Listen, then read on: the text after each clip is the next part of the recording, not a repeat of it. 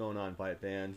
So Andre Ward defeats Sullivan Barrera by unanimous decision after 12 rounds, with the three judges' scorecards being 117-109, 119-109, and 117-108, all in favor for SOG.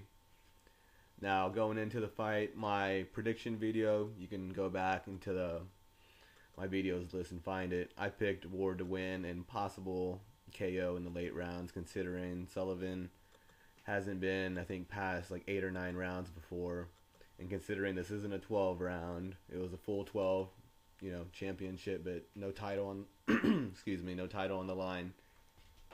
So 12 round decision, and Barrera, he's only had 17 fights. That's almost as many KOs as Ward has. So I think Ward has like 15 KOs. So looking at those things, and as well as the opposition, who has Sullivan faced, Carl Marat and old, slow, washed up Lacey past his prime. I don't think that's any noteworthy contenders, feathers in your caps, at least not at the stage that those guys were at. Andre Ward, on the other hand, he's been inactive, but still, has the skill at least, versus the Kesslers and Carl Froch's, the elite of 168. Yeah, he hadn't been at 175. Well, he had been, but not at the full-fledged 175. He'd been in there versus Paul Smith at a catch weight of 172 that he asked for, even though Smith did miss it. But I think Smith was also coming off a fat camp and previous losses.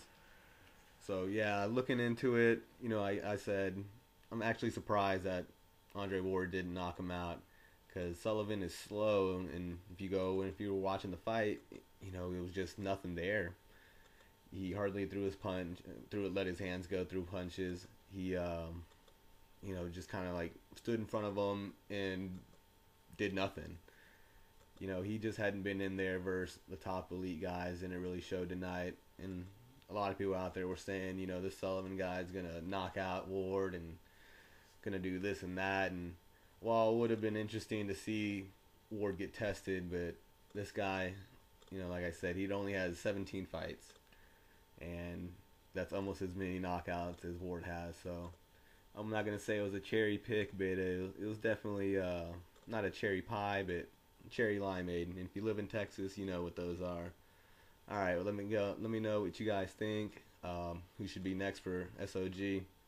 Sound off in the comments. All right, guys, have a good night.